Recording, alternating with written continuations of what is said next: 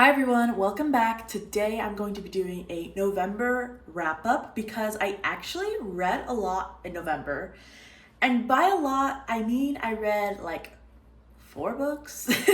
Usually I read like 1 to 2, so that's a lot for someone who's always busy and doesn't have a lot of time to read. So yeah, today we're going to be going through all my November reads. It's actually pretty exciting because November was the month where I reached my 2023 reading goal. So I wanted to read 10 books this year and I actually read 11 so far. I'm still reading, obviously. So I'm very happy that I have surpassed my goal. So I'm very excited that I'm done and I can focus on really just having fun and choosing random books for the holiday season to read. And November was also the month where I finished a series, so I'm just overall very excited for this time to start fresh with 2024. With that being said, let's go on to do November wrap up of 2023. Also, if you hear little footsteps, that's probably my dog walking around everywhere. So please just enjoy the visual, but ignore the little paw prints on the front. So the first book that I read in the month of November was, of course, The Ballad of Songbirds and Snakes. I actually posted a reading vlog of that, so if you want to watch that, you can click here on the screen somewhere. I read The Ballad of Songbirds and Snakes before the movie came out. That was my goal, so I was really happy that I finished that book. I actually don't have the physical book here because I loaned it to my mother-in-law. They came and visit us for Thanksgiving. So I loaned it to her so she could read it because it's amazing. I loved it. And I was like, just please take it, read it. If you all didn't know what The Ballad of Songbirds and Snakes are, honestly, probably not obsessed with Hunger Games as much as I am or really into dystopian. But it is the prequel of the Hunger Games. And so it is set 50 years or so, I think actually 60 years before Katniss and Peeta were in the games themselves. It is the 10th annual Hunger Games, and there you get to meet the characters of Lucy Gray, Sejanus Plyn, and then we also get the continuation or the story behind of Cornelius Snow.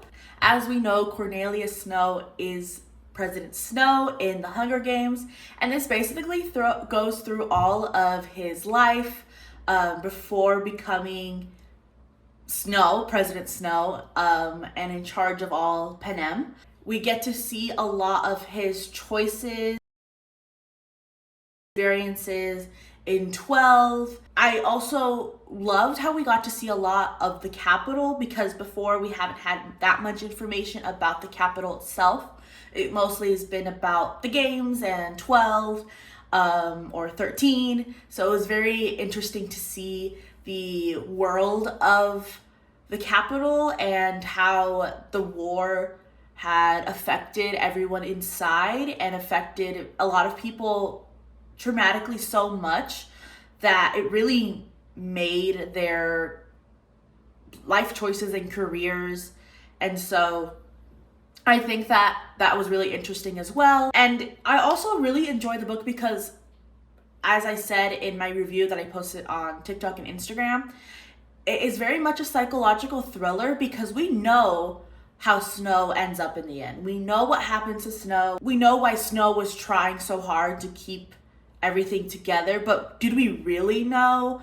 And so that was what we basically were learning in the prequel, is that why Snow became Snow, what was all of his reason, and why did Katniss bother him so much? Why was Katniss in 12 like so, it was more to him than just keeping control. It was so much more. So that is what I really, really loved about reading The Ballad of Songbirds and Snakes. I also loved how we got so much information about the characters and about 12 and how the money came into play. I did see the movie though. I watched it 2 weeks ago. I can't remember. 2 weeks ago or so, I watched the movie, and honestly, the movie moved very quickly and it skipped over a lot of things that many people have questions about.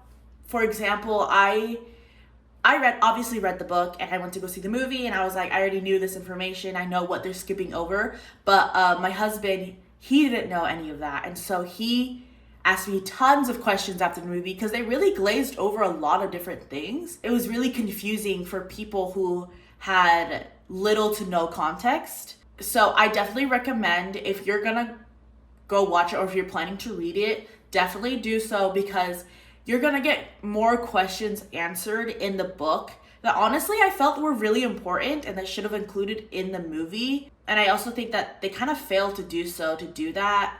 Not only because of timing, but I know that they didn't want to do a part 1 and part 2 of the movie. They wanted to do just one movie. So they really had to speed things up and try to really be pick and choosy of what they wanted to include. So I really recommend that. I gave it a 5 stars. I loved it.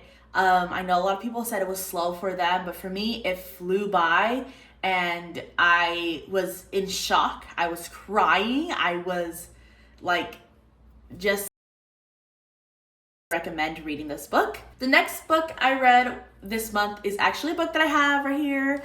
I have been talking about this book all year since I read the first book in February. It is Nightbane.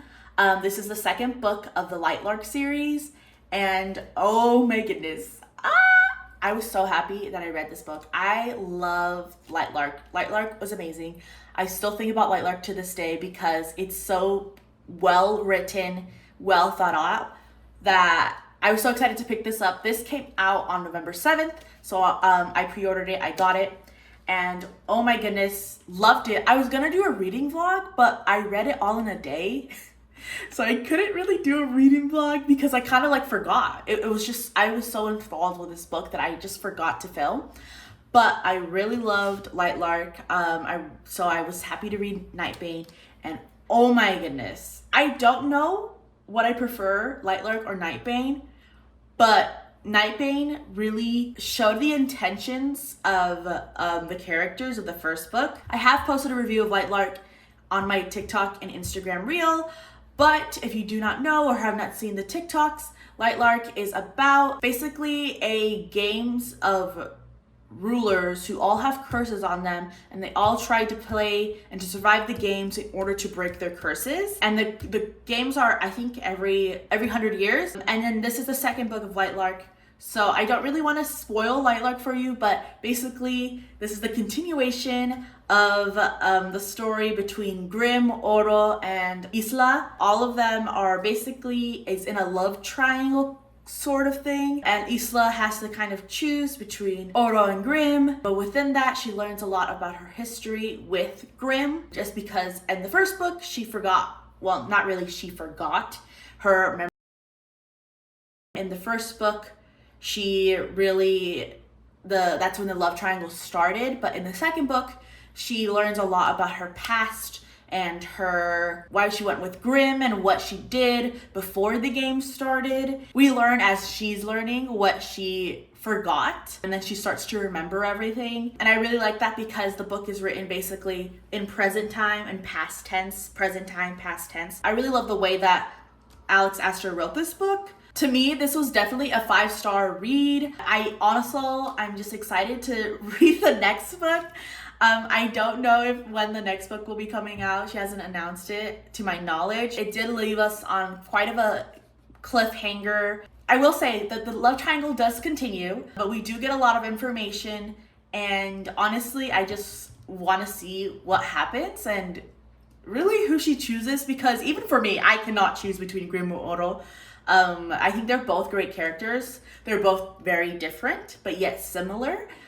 Because they both have their own trauma and baggage that they carry. So does Isla. And so it's really just a matter of what Isla wants and what she needs, and who will fulfill all that for her, and what she fulfills all that for her partner. Great book all around. I definitely recommend reading the first one and then the second one, obviously. Definitely recommend this. Definitely was a 5-star read for me. Spicy level was really good.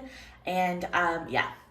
It's really good. The next 2 books that I read were actually from a series that I was finishing off. The series that I was finishing was a Vampire Academy. I started Vampire Academy last year, I think around this time.